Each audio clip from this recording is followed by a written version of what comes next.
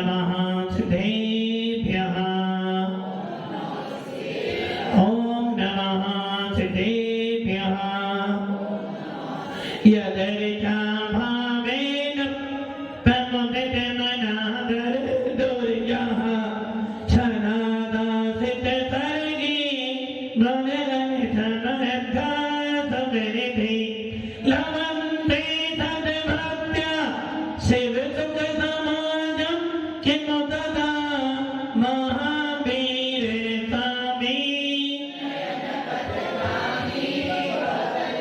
महावीरतामि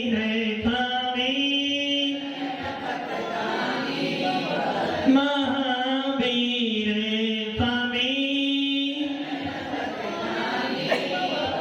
गुरुः पन्थनो नित्यं ज्ञानगर्भननायिका चारित्राणं गम्भीरा मोक्षमार्गप्रदर्शिका।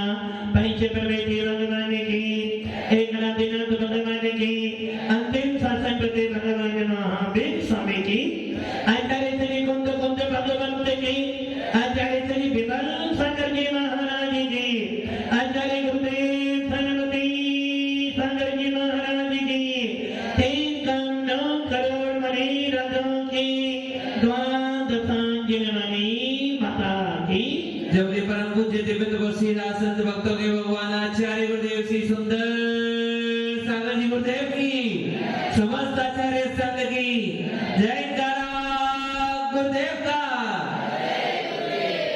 भव्य आत्माओं, भगवान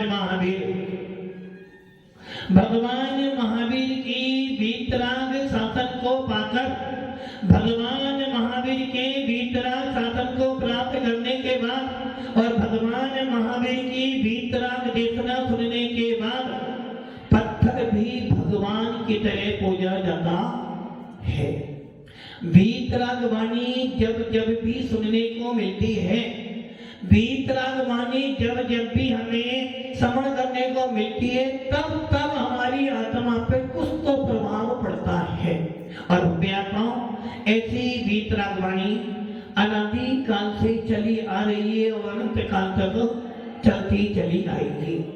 और हम सब ये भी जानते हैं कि इस पंचम काल में अंतिम समय तक आता ये पंचम काल 21,000 वर्ष का है।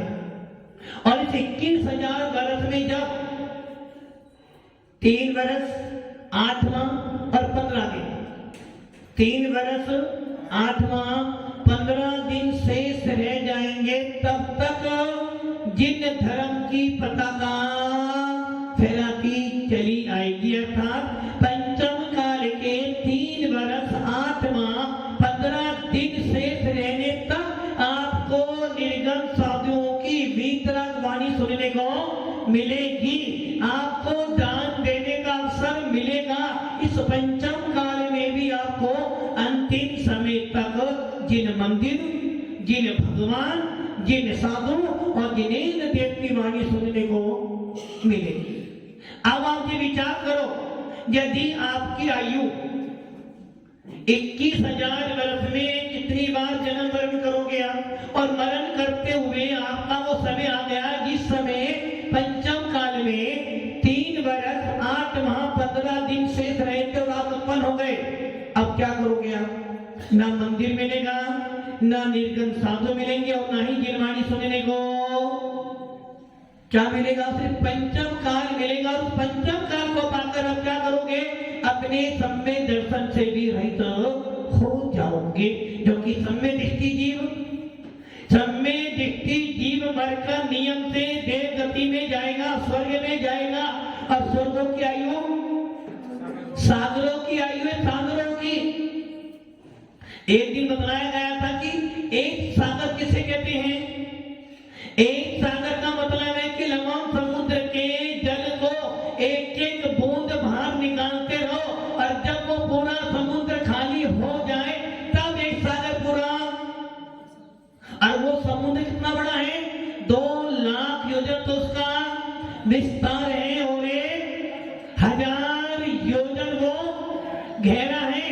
ऐसे समुद्र में अगाध पानी है और उस पानी की एक एक बूंद को आपको क्या करना है, बाहर निकालना है। कीर्ति जी कितने साल में खाली रखो? जितना ये जहां आप बैठे हो इस मंडप पर, मान लो इसमें पानी भर गए और आपको एक एक बूंद पानी बाहर निकालना है, बोलो कब तक निकाल लोगे? साल, 2 साल, 10 साल, 15 साल, 20 साल, 25 साल निकाल लोगे? निकालोगे ना 25 साल में? तो नहीं निकालोगे ना 25। तो आप ये सोच लो, वो समुद्र 2 लाख योजन विस्तार वाला। उषा जी आपके घर में कुआं है, आपको उस कुएं की एक एक बूंद बाहर निकालनी है, कब तक खाली कर दोगे? वापस आता जाएगा, आता जाएगा, आता जाएगा। अब आप ये सोच लो कि वो समुद्र 2 लाख योजन इंटू 6000 किलोमीटर, 2000 योजन इंटू 6000 किलोमीटर, उससे गुणा करने पे जो राशि आएगी इतना बड़ा उसका विस्तार है। और 1000 योजन गहरा इंटू 6000 किलोमीटर, ऐसे समुद्र के पानी की एक एक बूंद आपको बाहर निकाल कर फेंकनी है। अभी एक चिड़िया उस पानी को अपनी चोंच में रखकर एक एक बूंद बाहर निकाले तो कब खाली होगा? अनंत गिनती वो खाली हो ही नहीं पाएगा। जितने वो खाली करना चाहोगे अपने तुम्हारा मरण ही। जब पूरा समुद्र खाली हो जाए तब जाकर एक सागर की आयु पूरी। अच्छा ऐसी आयु आपको मिली? पंकज जी मिली? आपको मिली? कितनी मिली? 1 सागर, 2 सागर? याद भी नहीं है आपको। ये तो याद है कि मेरी आयु अभी शेष है। कीर्ति जी कितने साल और रहोगे अभी आप? कितने साल और रहोगे? गारंटी?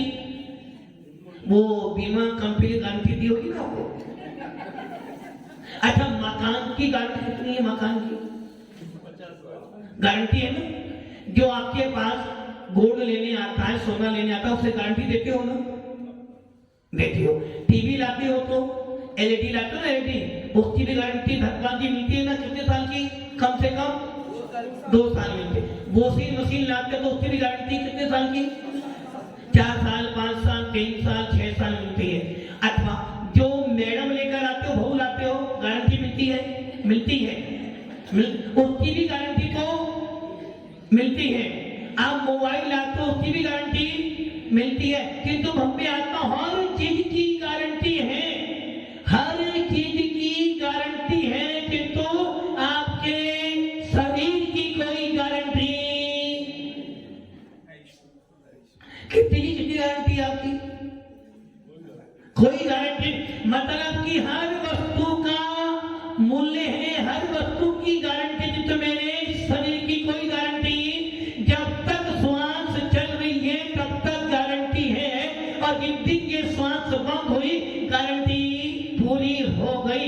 इतना सब जानने के बाद भी, इतना सब जानने के बाद भी आत्मा पर, वकील साहब, आत्मा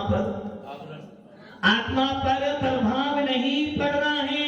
इतना सब जान रहे हो। गाड़ी की गारंटी है, लाड़ी की गारंटी है, मोबाइल की गारंटी है, खाने की गारंटी है, किंतु मेरे शरीर की कोई गारंटी नहीं है। फिर भी आत्मा पर, फिर भी आत्मा पर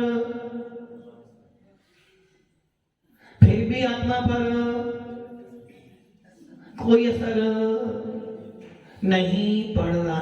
डॉक्टर भी कह रहा भैया गारंटी लूंगा नहीं, बच जाएगा, भगवान की देख से बच जाएगा, मरेगा तो अपनी आयु से बच। मैं गारंटी लेने वाला, फिर भी डॉक्टर के हाथ में अपना हाथ। कुणाल जी देते हो ना? डॉक्टर कह रहा है गारंटी नहीं लूंगा, और पहले परिवार वाले साइन कर दो, यदि मर जाए तो मेरे ऊपर केस बनने वाला। फिर भी अपना हाथ, विमल जी, फिर भी देना पड़ता है, और गारंटी नहीं है। और देव सात गुरु में गुरु कह कन्हैयालाल जी, सारे काम अभी काम बाकी है ना, अभी काम बाकी है ना, कन्हैयालाल जी काम बाकी है, कुछ काम बाकी है ना, कोई बाकी नहीं है ना। सारे काम हो जाने के बाद भी अभी भी बुद्धि में ये नहीं आ रहा कि ये आत्मा सारे काम जो किए थे वो कलम बंद वाले किए थे, अभी एक काम बाकी है कि इस पर्याय में इस मनुष्य भव्य अति में एक बार मुनि बनकर अपनी समाधि वर्ण करता हूं तो मेरे अनंत भाव अभी भी चेतना अंदर से आवाज नहीं दे रही। सारे कामों की गारंटी है किंतु आपके आत्मा की कोई गारंटी नहीं है। इतना सब हो जाने के बाद भी अभी तक डॉक्टर के हाथ में हाथ देते हो, गारंटी फिर भी हाथ दे रहे हो, और ये साधु कह रहे भैया एक बार अपना हाथ एक साधु के हाथ में दे दे, एक बार तू अपना हाथ इस मोक्ष मार्ग में बगल में लगा ले, एक बार तू अपने आप को मोक्ष मार्ग में लगा दे, एक बार तू सम्य दर्शन प्राप्त कर ले, एक बार तू रत्न से धारण कर ले और निर्विकल्प होकर एक बार समाधि कर ले, गारंटी है कि तेरे को मोक्ष निश्चित मिल जाए। फिर भी क्या आशिक जी, फिर भी सरधान नहीं हो रहा। डॉक्टर कह रहा है गारंटी नहीं लूंगा, फिर भी उसके हाथ में अपना हाथ दे रहे हो, हाथ में हाथ भी दिया, पैसा भी दिया, उसके बाद भी गारंटी नहीं है। और साधु दिगंबर साधु गुरु कह रहा भैया ताही सुनो भावी मन फिर यार, जो चाहो अपनो कल्याण, मोह मद पियो अनादि, भूले आप को भर मत बाधी। फिर भी गुरु कह रहा है कि भैया एक बार, कितनी बार? एक बार इस मनुष्य भव को तूने जो प्राप्त किया है, जैन कुल जो प्राप्त किया, उस एक बार उस जैन कुल में आकर भगवान महावीर के भेष को धारण कर ले, एक बार तू अपनी आत्मा में भेद विज्ञान उत्पन्न कर ले, एक बार सच्चे मन से, एक बार सच्चे मन से अपनी आत्मा का चिंतन कर ले और एक बार तू सम्य दर्शन प्राप्त कर ले, निश्चित गारंटी है तीनों लोकों में तीर्थंकर भी आ जाए तो तुझे मोक्ष में जाने से रोक नहीं पाएंगे। फिर भी हमारा सरदार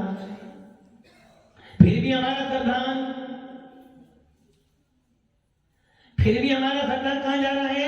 डॉक्टर के पास जा रहा है, परिवार के पास जा रहा है, जिनेंद्र देव के पास में नहीं जा रहा है। इसका मतलब क्या है? कहीं ना कहीं आपकी श्रद्धा गड़बड़ है। यदि अगर ये मालूम पड़ जाए कि इस पानी में जहर मिला हुआ है, इस पानी में राजवन जी, इस पानी में जहर मिला हुआ है, कौन पिएगा बताओ? कोई नहीं पिएगा। कोई पिएगा? इस पानी में जहर मिला हुआ कौन पिएगा? कोई पीने के लिए तैयार नहीं। और इस पानी में जहर था किंतु उसको शोधन कर दिया। अब मतलब कि जब भक्तांगर पढ़ते उसमें आता है ना, हे भगवंत, अभी तक तो हमने खारा पानी पिया था और जिसको क्षीर सागर का जल मिल जाए तो वो खारा पानी पीना। तो हे भगवान, जिनको वीतरागी भगवान मिल गए हो, जिनको सच्चा आप मिल गया हो, जिनको वीतराग शासन मिल गया हो, उसको अन्य किसी शासन में जाने की आवश्यकता। उसी प्रकार आप देख रहे हो, जान रहे हो कि ये परिवार ये घर कैसा है? अमृत तुल्य।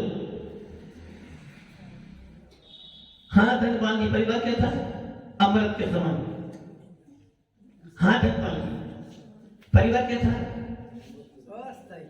अस्थायी तो नहीं। मैंने क्या, 2 गिलासों में पानी रखा, एक में खारा पानी रखा है, एक में अमृत का पानी रखा, कौन सा पानी पियोगे? अमृत वाला। और खारा पानी कौन पिएगा? कौन? मुझे नहीं पीना, कोई, मैं नहीं पीऊंगा खारा पानी। अच्छा मान लो घर में 5 मेंबर हैं, 1 गिलास खारा पानी, 1 गिलास अमृत पानी है, अब बताओ कौन पिएगा 5 में से?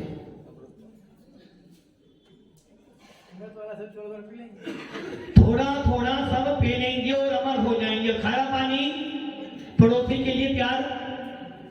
मान लो खारा पानी भी रखा है, अमृत का पानी भी रखा है, घर में 5 मेंबर थे और बाहर से 2 मेंबर और आ गए बोलो, और वो मेंबर कैसे थे? कहीं दूर के रहते थे, उन्हें कौन सा पानी पिलाओगे? खारा पानी किनके लिए? उसी प्रकार परिवार कैसा, एक तरफ परिवार पड़ा हुआ है और एक तरफ जिन शासन पड़ा हुआ है। परिवार खारा पानी है और जिन शासन अमृत से भी अति अमूल्य वस्तु। बोलो कौन सी वस्तु लोगे? कौन सी? राजमन जी कौन सी वस्तु लोगे? कौन सी? अमृत? अमृत लोगे? कौन सी लोगे वस्तु राजमन जी, कौन सी? एक तरफ खारा पानी रूपी परिवार भरा हुआ, जिस खारे पानी को पीने से मुंह जलता है, जिस पानी से पीने से प्यास नहीं जाती है और जिस पानी बदबू ही बदबू आ रही है, ऐसा खारा पानी कोई पीना नहीं चाहता है। और एक तरफ अमृत तुल्य पानी अर्थात अमृत रूपी जिन शासन रखा हुआ है और जिसको पीने के बाद ये जीव अमर हो जाता है, जिसको पीने के बाद इस आत्मा के अंदर भगवान दिखता है, जिसको पीने के बाद कसाई मंद हो जाती है, जिसको पीने के बाद मोक्ष मार्ग शुरू हो जाता है और जिन साधन में आपको भव्य जीव कहा जाता है। वो कौन सा पानी पियोगे? राजमल जी, राजमल जी, अमृत वाला पीना पड़ेगा। और खारा पानी नहीं, धीरे धीरे नहीं छूटता है। या तो वही पानी है, खारा पानी और अमृत पानी, फिर भी कौन सा पानी? मतलब कि जान रहे हो, देख रहे हो कि परिवार कैसा है, कैसा परिवार, दुखों की खान, और देख रहे हो, जान रहे हो ये परिवार के लिए कितना ही कर लेना, दिन भर कितना ही कर लेना, फिर भी क्या मिलेगा? परिवार के लिए करते करते करते अंतिम श्वास भी आ जाएगी तो क्या मिलेगा? कुछ मिलने वाला? क्या किया तुमने? अपना कर्तव्य किया, आपने अपना कर्तव्य किया, हमने अपना कर्तव्य किया, क्या मिला आपको? कर्मों का आश्रम, कर्मों का बंध, परिणामों के सुनता। मर के कहां जाओगे? वकील साहब मर के कहां जाओगे? ऊपर जाओगे। हाँ, मतलब कि खारा पानी पीते भी ऊपर जाना है, अमृत पीते भी ऊपर जाना। तो फायदा क्या हुआ? अरे अभी तुमने राग देश में जीवन बिताया है, परिवार के मोह में जीवन बिताया है, तेरा मेरा मेरा मेरा मेरा करके जीवन बिताया, तो निश्चित है दुर्गति तो निश्चित है। एक चक्रवर्ती, किसे कहते चक्रवर्ती? सुना था आपने? चक्रवर्ती मतलब 6 खंड का अधिपति। जिस चक्रवर्ती के पास 14 रत्न होते हैं, जिस एक एक रत्न की 1,000 देव रक्षा करते हैं, जिसका महल 6 खंड 5 मलेच्छ खंड और कार्य खंड, जिस 6 खंड में जिसकी अनुमति, जिसकी आज्ञा का उल्लंघन कोई भी नहीं कर सकता। और उस चक्रवर्ती की 1,000 देव सेवा करते हैं। घूमने के लिए, घूमने के लिए, घूमने के लिए क्या गाड़ी नहीं है? घूमने के लिए रथ है, बैठने के लिए हाथी है, और संसार का भोग भोगने के लिए, इंद्रियों को स्वादित करने के लिए 5 इंद्रियों के साधन विराजमान है। ऐसा वो चक्रवर्ती जहां चला जाए वहीं के राजा महाराजा उसके चरणों में गिर जाते हैं। ऐसा वो चक्रवर्ती भी यदि राज संपदा भोगते भोगते मरता है तो नरक का गामी होता है, अधोगति में जाता, नरक जाता है। और यदि वो चक्रवर्ती राज संपदा छोड़कर 6 खंड का आनंद छोड़कर दिगंबर मुनि बन जाता है तो 2 ही गति, या तो मोक्ष जीवन भर मेरा मेरा मेरा मेरा करते करते घर में मौत और फिर कहां जा रहे हो? कहां? धनपति कहां जा रहे हो? ऊपर। अब आप ये सोच लो कि आपकी कोई गारंटी नहीं है, उसके बाद भी आप संसार के कामों को बहुत अच्छी तरह, जिस बेटे को पाल पोस कर बड़ा किया था, गारंटी है वो बेटा आपको अंतिम समय में जलाकर आएगा। पवन जी, जिस बेटे को बड़े प्यार से पालती था वो बेटा काम आएगा? पवन जी, काम तो अभी भी श्रद्धा में काम तो आएगा, कह नहीं सकते आगे क्या होगा। काम आएगा। बेटा ये काम कर कर आएगा, बड़े प्यार से पाला था, जो इकलौता बेटा था, चिल्लाता है पानी को, कोई न पानी देता है, भूखा प्यासा ही हो भूखा प्यासा ही एक दिन मर जाए रे, जीवन है पानी की बूंद। आनंद आ रहा है? आनंद आ रहा है? कब तक? जब तक बेटा पास में नहीं है। जब तक बेटा पास में नहीं है आनंद आ रहा है, जब तक परिवार पास में नहीं है आनंद आ रहा है। और जैसे ही परिवार अभी आ जाए, अभी परिवार आ जाए उषा जी, ये भी परिवार के पीछे यही तो मोह है। मतलब कि आपके पास में अभी आपको लग के ऐसा लग रहा संसार खराब है, अरे महाराज गलती हो गई अपने से, अभी पहले मिलते तो नैना जी, पहले मिलते तो नैना जी क्या करते हैं? अभी पहले मिला तो क्या करते हैं? क्या करते? दिखा लेते। अरे भाई, आप ये जान रहे हो कि आप दुखी हो, फिर भी अपने बच्चों को कौन सा पाठ पढ़ा रहे हो? हम दो। मतलब कि किसी ने ये, अरे भैया संसार यदि अच्छा होता तो तीर्थंकर के महाविभूति भगवान ना बनते, यदि संसार बढ़िया होता तो ये मुनिराज ना होते। इसका मतलब क्या हुआ? आप अपने क्षीर सागर के जल को रूपी जिन शासन को धूल मील कर रहे हो, और ये ध्यान रखना, एक तरफ खारा पानी रखा हुआ और एक तरफ क्षीर सागर का जल रखा हुआ है। उस बत्रामर में मां को नचारी कहने की है, मम्मी जी ऐसा कौन मूर्ख होगा जो क्षीर सागर के अमृत के जल को छोड़कर खारे पानी को पीना, साबड़ा को पीने वाला नहीं ना।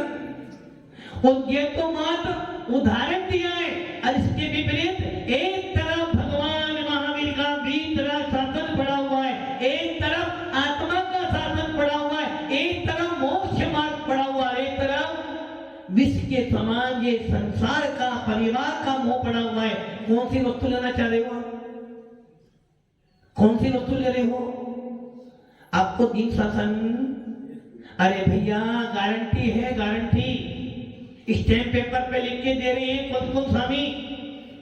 भगवान महावीर का शासन कह रहा बस एक बार इस आत्मा के अंदर भेद विज्ञान उत्पन्न कर ले, एक बार इस आत्मा में भगवान आत्मा देख ले, गारंटी है तेरा मोक्ष जाना निश्चित है। फिर भी हमें आनंद कहां पर आ रहा है? आनंद कहां आ रहा है? कहां पर? शादी में आनंद आ रहा है, पार्टी में आनंद आ रहा है, घूमने में आनंद आ रहा है। विश्व भैया आनंद कहां पर है? तो तुम कौन से मार्ग में जा रहे हो? विश्व भैया आनंद कहां पर है? तो तुम्हें क्या करना? मोक्ष में जाना। फाइनल हो गया। तो आज से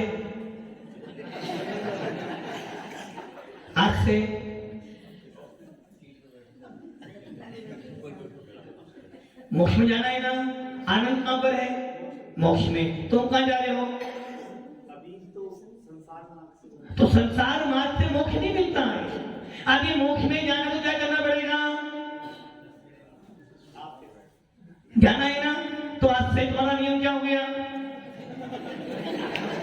अरे भाई देखो भाई, सब वो भजन आता ना, जैन धर्म के हीरे मोती में बिखरा हूं गली गली, ले लो रे कोई प्रेम प्रभु का प्यारा शोर मचाऊं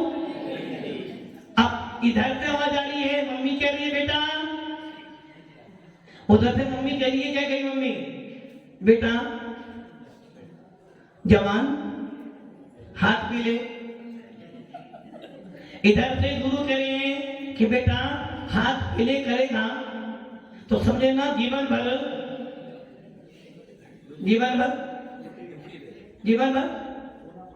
क्या धोना पड़ेगा? हाथ तो धो के जीवन में धोना पड़ेगा।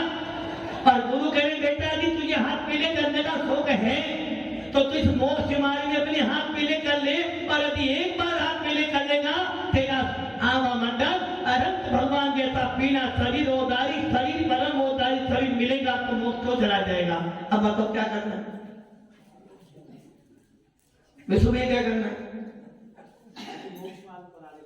तो नहीं आगे बढ़ना तो फिर ये संसार का मत छोड़ना पड़ेगा। राजी हो ना? अरे इससे बड़ा पुण्य क्या मिलेगा? इससे बड़ा आप तो बड़ा पुण्य। अरे भैया अभी सुना था ना, एक ही श्वास में फिर से बात जन्मियो मरियो भरियो दुख भात निश्चित भूमि जल पाव के भयो वनस्पति थे वो। और इसके बाद कौन सी जनाई थी? दुर्लभ लई जो चिंतामणि। और सबसे बड़ी बात आई थी उसमें कभू पंच इंद्रिय पशु भयो। विश्व भैया कभू मतलब कभी, कभू पंच इंद्रिय पशु भयो। कब हुआ? संसार की दशा कैसी है? कोई तन दुखी, कोई मन दुखी और कोई धन। माता जी कह रही थी संसार का सुख 16 प्रकार का सुख। पहला सुख कौन था? निरोगी काया। और घर में हो माया। पुत्र हो आज्ञाकारी, पत्नी हो धार्मिक। किंतु खुद को स्वामी कह रहे हैं भैया जो संसार विषय सुख होता तीर्थंकर जो त्यागे। और आपके माफी करी नहीं, संसार में सुख है। पहला सुख निरोगी काया, दूसरा सुख घर में हो माया। और जैसी माया आई घर में महाभारत शुरू। जिस समय माया आएगी लड़ाई तो क्योंकि पाप बड़ा ना भैया सबसे बड़ा। हाँ विश्व भैया, तो मम्मी कह रही है बेटा वो एक भजन गाना आता ना वो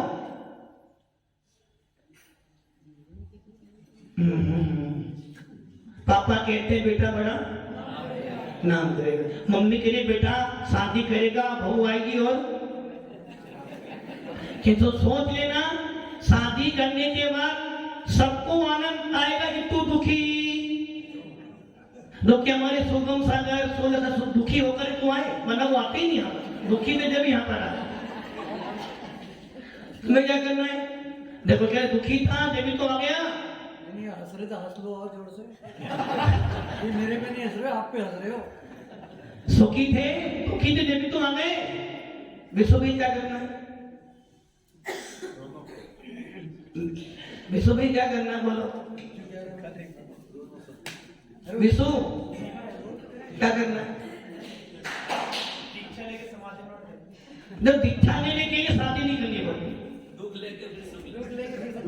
दुख अरे अनादि अभी वो छंद पड़ा था ना, जय त्रिभुवन में जीवे अनंत सुख काहे दुख देवे ताके दुख हारी सुख का कहीं से गुरु करुणा। आदि सब दुख जब जान रहे हो कि सामने अग्नि है फिर उसमें हाथ पंकज भैया देखो हाईवे बिल्कुल साफ है। हाईवे लड़की मिलने वाली आचार्य विश्व सागर जी ने एक बात बोली थी। यदि तुम्हें किसी ने पूछा महाराज हमारे सर पे बाल नहीं हो तो अच्छा सुबह तो क्या बोले? यदि घर में रहना है तो तेरा बाल सर पे बाल का ना होना शुभ है। और यदि तुझे मुनि राज में बनना है तो सबसे परम सुखी है क्योंकि जब बाल सर पे होंगे नीचे सोच करना नहीं पड़ेगा। तो पंकज भैया क्या करना बोलो? हाईवे साफ है, मिलने वाली कोई है नहीं। अभी तो मिली नहीं। और आगे मिलने वाली नहीं मिलने वाली। विश्व भैया बोलो, विश्व भैया क्या करना है? देखो संसार के समय सार नाटक पंडित बनारसी दास ने लिखा, उसमें लिखा, और ये बात तो सत्य है। आप अनुभव करो प्रैक्टिकल, लेकिन कौन कौन स्वामी बार बार यही बात कहे समय साल में, भैया मेरी बताई हुई बात पर विश्वास श्रद्धा मत कर, पहले वैसा प्रैक्टिकल कर, और प्रैक्टिकल करो। आपके एक मुख में एक तरफ नमक है और दूसरी तरफ मीठा, बोलो स्वाद किसका आएगा? स्वाद मीठे का आएगा, मीठे का स्वाद बिगड़ जाएगा, तो किसमें नमक मिला हुआ है। वैसे ही एक मियान में दो तलवार, विश्व भैया एक में दो तलवार आ सकती है ना? नहीं, छतरपुर में आती होगी, एक में दो तलवार। तो तुम कह दो महाराज पहले शादी करो फिर महाराज बनो, तो भगवान महावीर कह रहे भैया एक बार शादी हो गई तो तुम्हारी लाइफ के 50 साल तो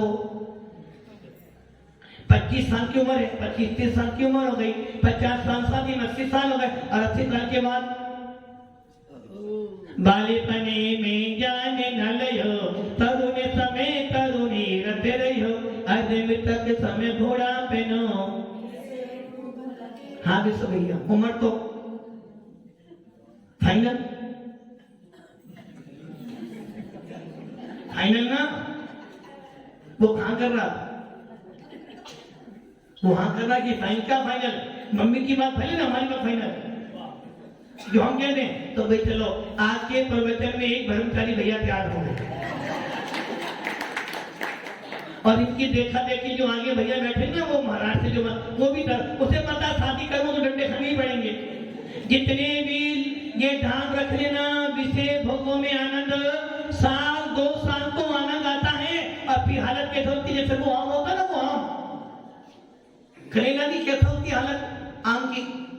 यदि वो आम ज्यादा समय रखा पूरे एकदम पिलपिला हो जाता है। वैसे ही जब शादी करते हो तो आम एकदम अच्छा होता है, वैसे जैसे शादी हुई उसके बाद बैंड बजना।